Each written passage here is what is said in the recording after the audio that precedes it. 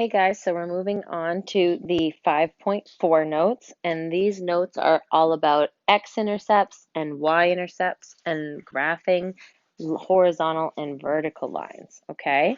So first let's talk about x-intercepts and y-intercept.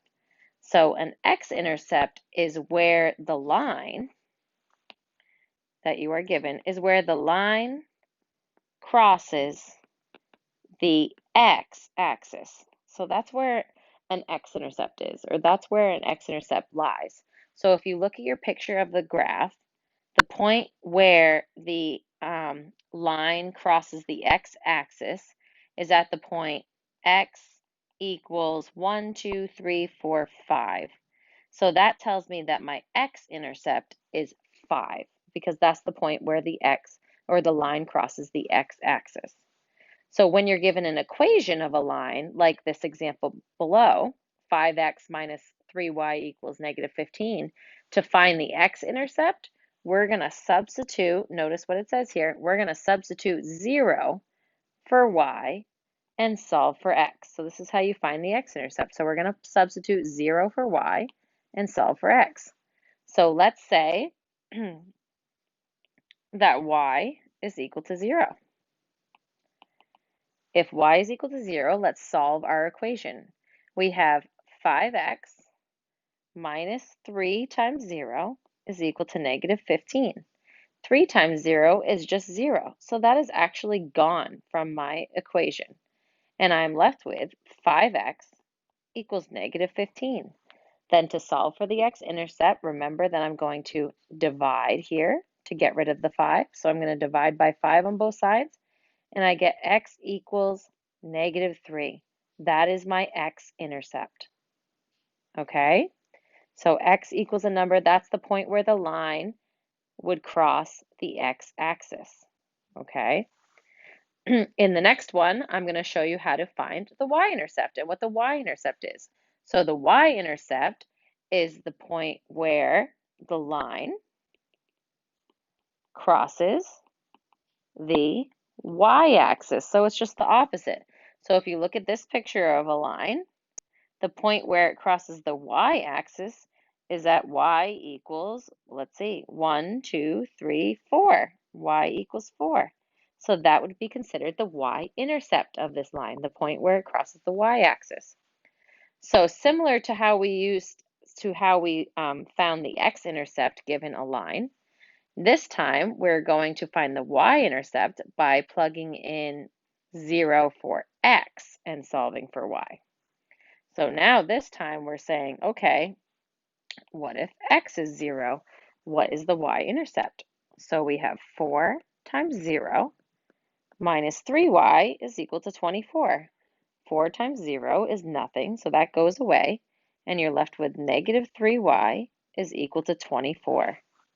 Then from there you solve by dividing, so take away or divide by the negative 3 and take it out of the picture so that you're left with y equals 24 divided by negative 3 is negative 8. That would be our y-intercept. So that's how you find a y-intercept given an equation. In these next sets of notes, it's just asking you to find both the x and y-intercept. So we're going to apply both ways to solve for each, okay? So remember, the x-intercept, to solve for the x-intercept is where y equals 0. And to solve for the y-intercept, you're going to plug in 0 for your x. So go ahead and try that with the first problem. So in the first problem, we have, if I plug in 0 for y, I've got 4x minus 2 times 0 is equal to 12.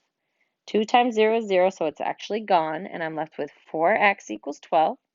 Divide by 4 to solve, and x is equal to 12 divided by 4, which is 3. There's our x-intercept. And then to solve for the y-intercept, we're going to do the opposite, and we're going to plug in 0 for our x. So you have 4 times 0 minus 2y is equal to 12. 4 times 0 is 0, so it goes away. And remember that it has a minus sign, which is a negative, so it's negative 2y equals 12. And then in order to solve, we're going to divide by negative 2, keep the sign with it, and we have y equals 12 divided by negative 2 which is -6. There's your y-intercept. So we'll try one more together, and I'll leave the last one for you. So in this next one, again, to solve the x-intercept, it's where y is 0. So you have 2x minus 3 times 0 is equal to 18. 3 times 0 is nothing. So we have 2x equals 18. And then you're going to divide both sides by 2 to get rid of the 2. And you get your x-intercept is 18 divided by 2, which is 9. And then to solve the y-intercept, we do the opposite and set x equal to 0. So you've got 2 times 0 minus 3y is equal to 18. 2 times 0 is nothing. So I'm left with -3y equal to 18. And then I'm going to solve. Divide by -3, divide by -3. Y is equal to -6. There's your y-intercept. And I will leave the last one for you to solve on your own. Try doing it based on these previous steps. On the next set of notes, or in our next problems in ALEKS that we're going to do, is we are going to graph a line given its x and y intercepts. So now they're going to give us the x and y intercepts, and then we're going to graph a line from that. So remember, the x-intercept is the point that crosses the x-axis. So you're looking at the points that hit the x-axis. And the y-intercept is the point that crosses the y-axis. Okay? So what does that mean? That means that the x-intercept is on the x-axis and the y-intercept is on the y-axis. So when you're graphing a line based on these, you only need, remember, 2 points to make a line. So if they give you the x-intercept and they give you a y-intercept, they just gave you 2 points that are going to lie on that line. So in the example below, it says graph the line whose x-intercept is -8. So on the x-axis, I'm going to plot a point at -8. And then on the y-axis, because the y-intercept is at -4, I'm going to plot a point at -4. And then, easily enough, I can make my line. Done.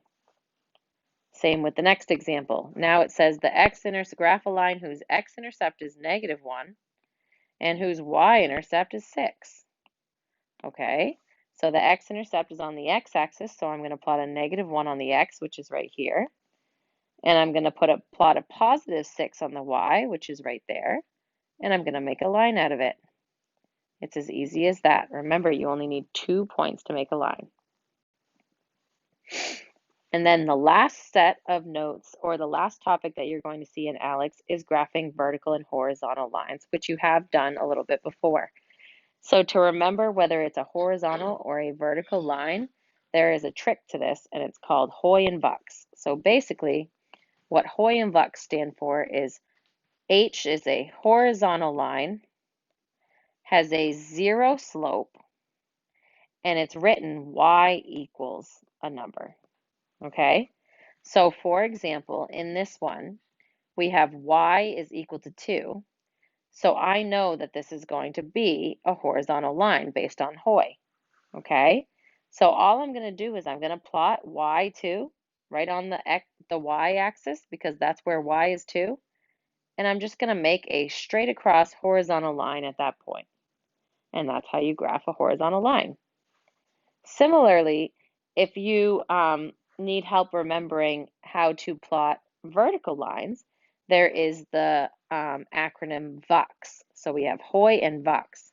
And VUX stands for vertical line, undefined slope. If you recall that a vertical line has an undefined slope, and it is written x equals a number. So as soon as you see that it is written x equals a number, x equals 4, you know you're going to make a vertical line. So I'm going to plot x equal to 4, and then I'm going to make a vertical line that goes through that point. And that's how you graph a vertical line. So as always, try the practice in ALEKS, and always let me know if you have any questions or need help. Good luck.